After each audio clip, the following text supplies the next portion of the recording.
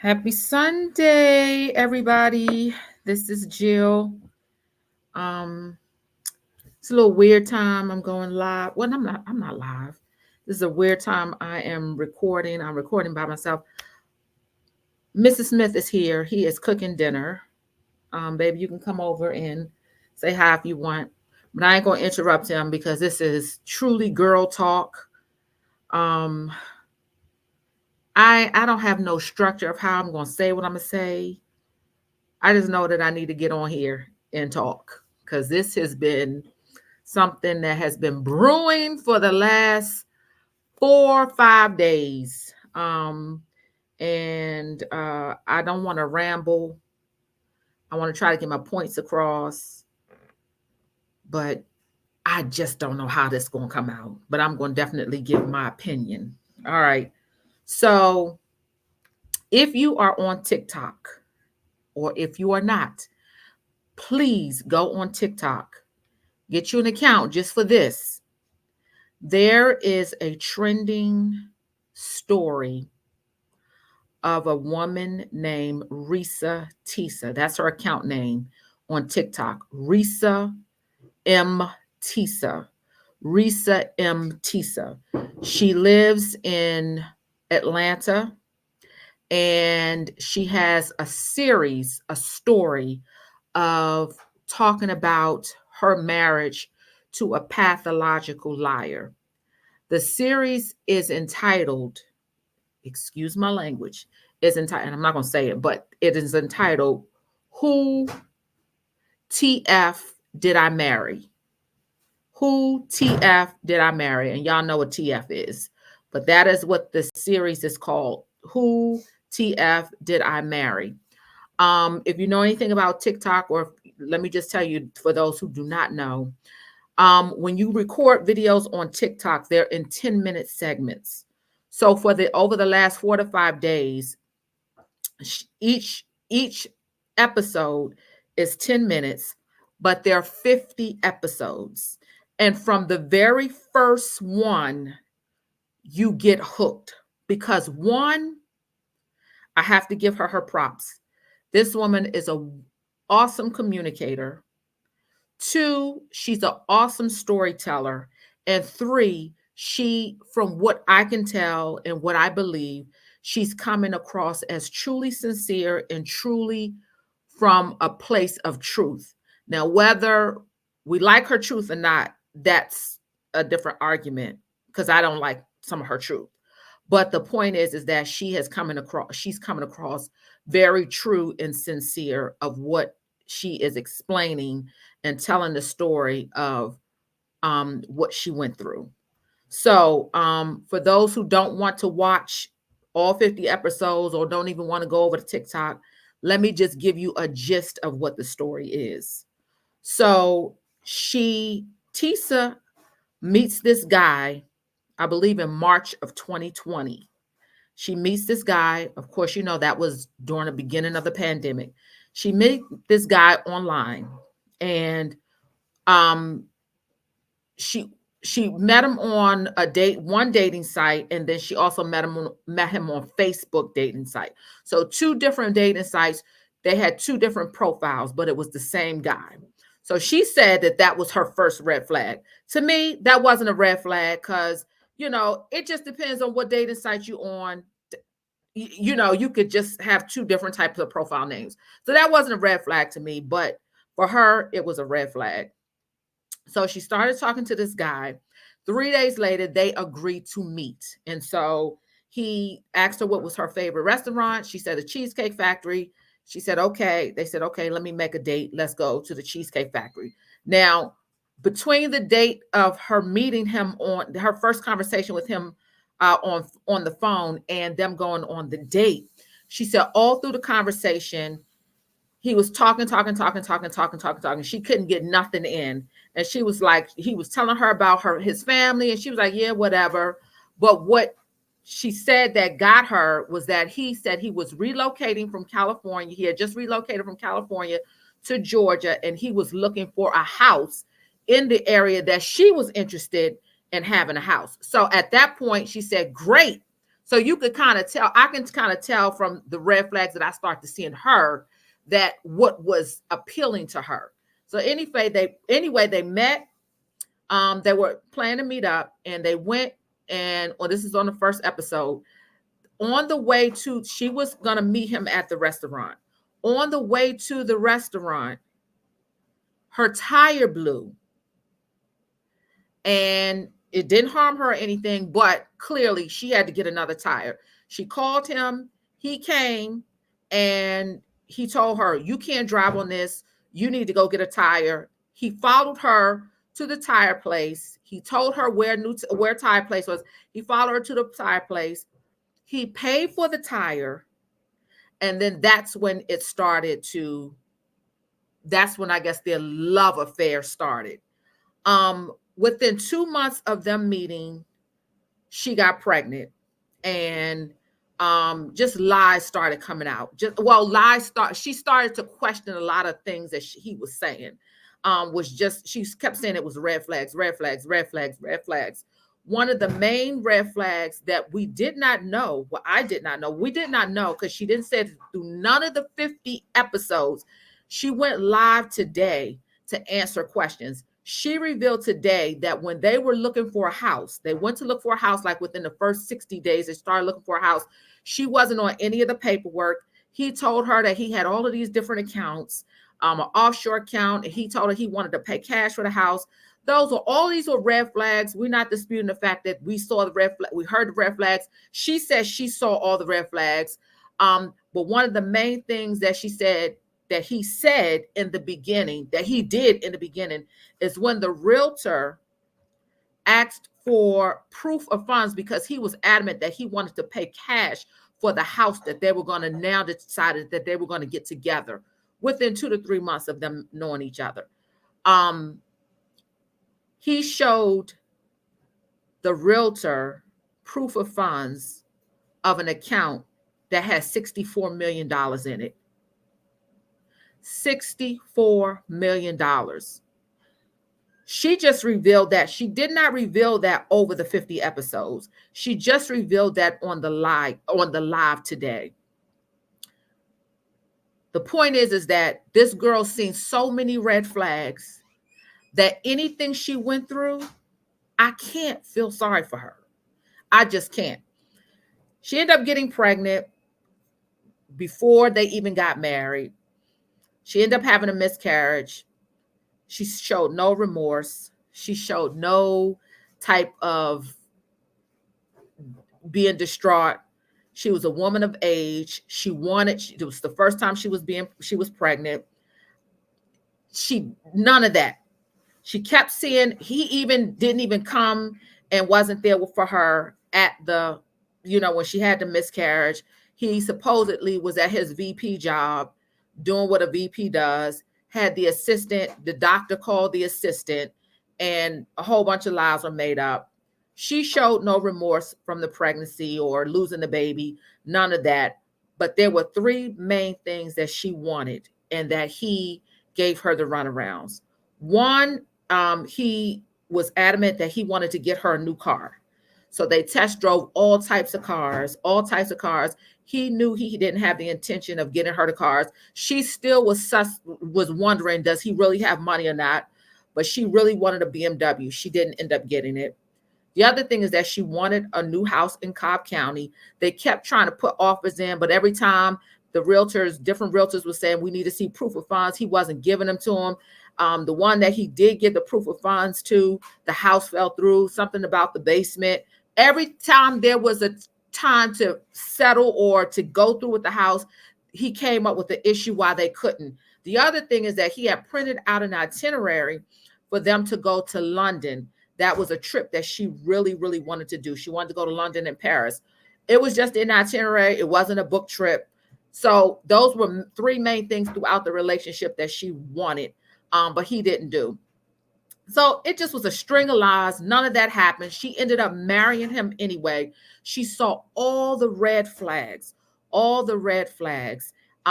then by the end of when things just really started coming out about the lies, and when the lies were being confirmed, she did her thing and she went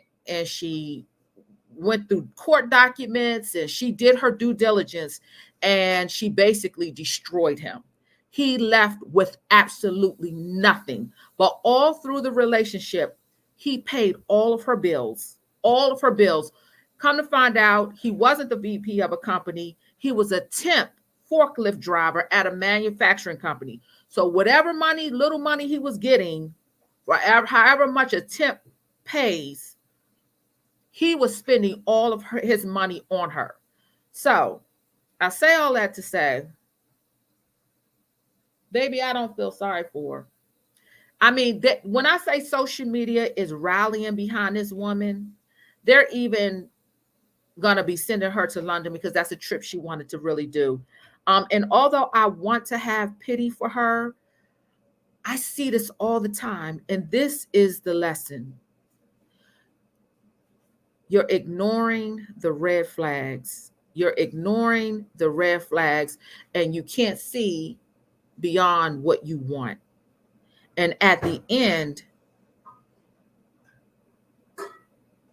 you almost dig your own grave.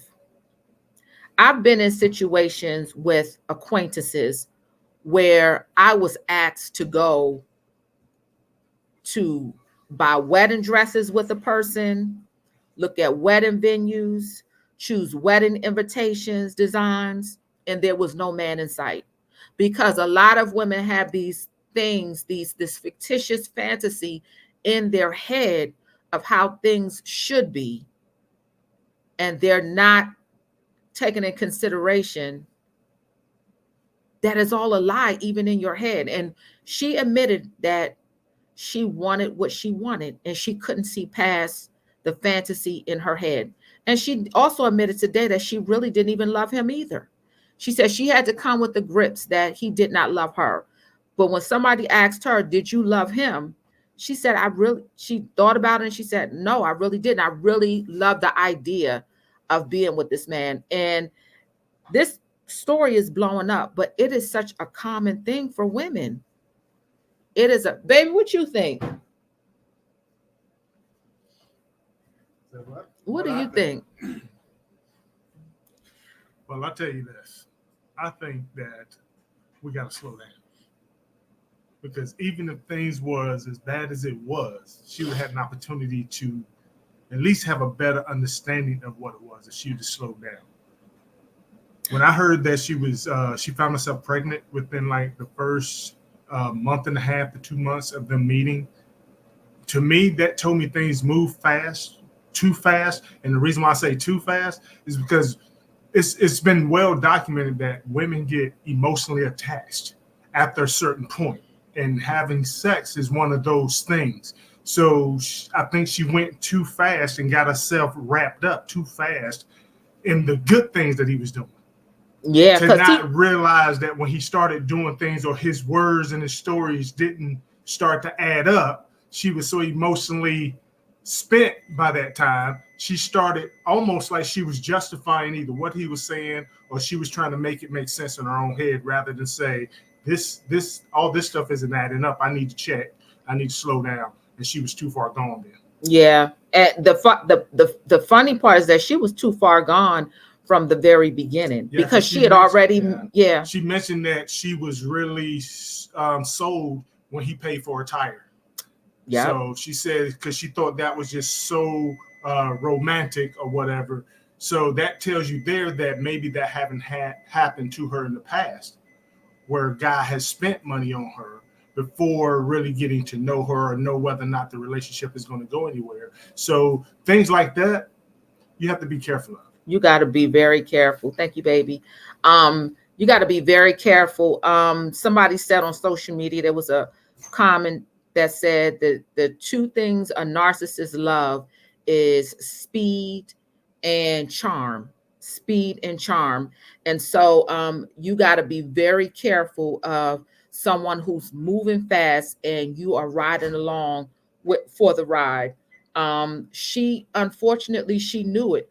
The thing that I had put a comment on TikTok, that it wasn't until the last 5 episodes, because I watched all 50 and a part of the live today, Although I want to be 100% supportive of her, but it wasn't until the last 5 episodes that I realized what type of heart this woman has. While he was the liar, she was the supporter of the lie. Um, Meaning that she knew he was lying, but she was benefiting from it. So she was just as guilty. And I saw her heart posture um mainly is when she had the miscarriage, and that was at the height of their, well, that was in the beginning of their relationship. They hadn't even gotten married yet, but I saw that she didn't not really show any type of remorse for losing a baby, having a miscarriage. Everybody who I know who had a miscarriage said it is just an emotional distraught thing, but she didn't really express what she was going through emotionally for losing a baby around that, at that time. What she did express through those 50 episodes was, one, him lying about the trip to Paris or to London. Two, lying about the house that she really wanted in Cobb County. And three, lying about the BMW that she really wanted. And she put a lot of emphasis on those things. And that happens because a lot of women, they have, like she admitted, they have in their head how things, their fantasy, how things should be, how it should be. And here she is losing a baby, and that was not enough to trigger her in a different type of emotion. She just wanted what she wanted, how she wanted it, and it all seemed to be materialistic. So I really want to support her, and I do feel for her. I love how she told the story. I really hope she get a book deal or a movie deal, because she definitely deserves that. But I want her to learn the lesson. She said a lot of people, even his family members, said you dodged a bullet.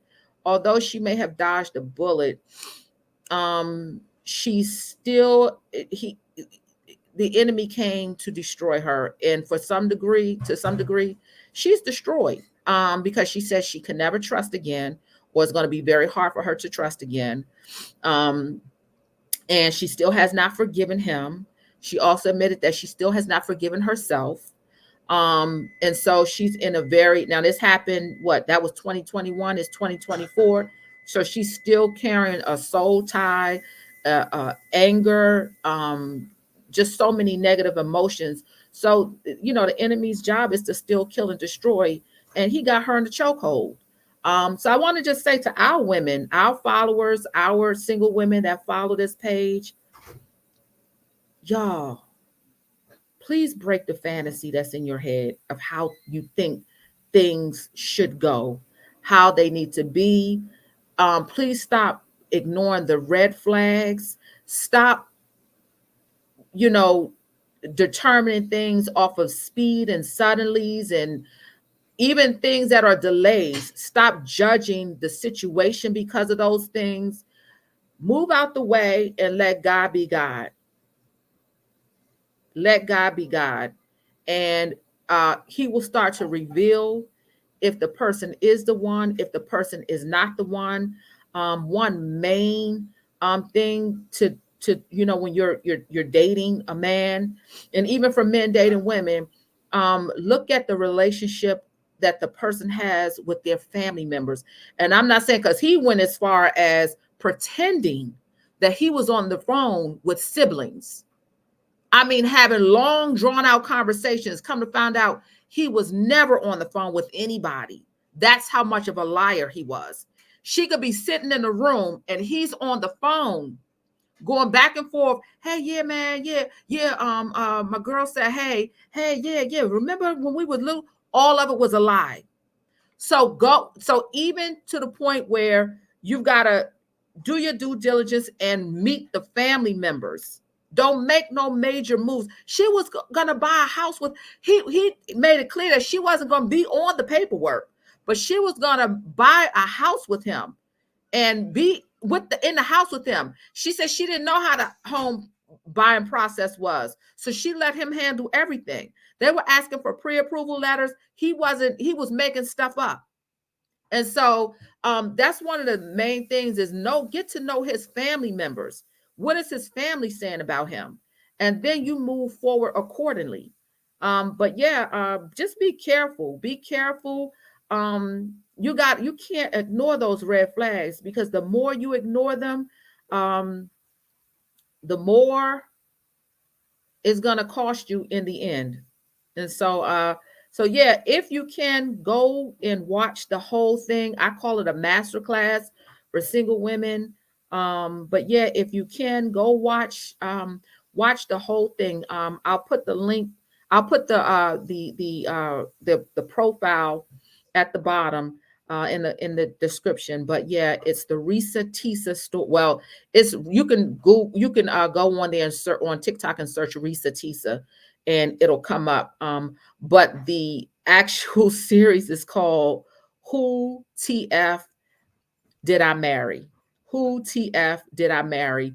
And it's very, very, very addicting. And I think that every single female needs to watch it. Um, I mean, y'all smarter than that. I mean, she was smarter than that, but she literally said she did not take the warnings, even though she saw them.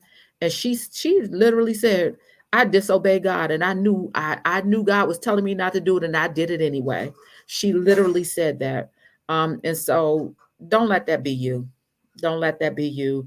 That is when you get to the place of desperation. And she said it. She said, I was, getting older and older. I wanted my person, and I wanted to make it be. She said, I was in love with the idea, this man paying all the bills, telling her everything she wanted to hear, but lying of all of it, all kinds of everything he said.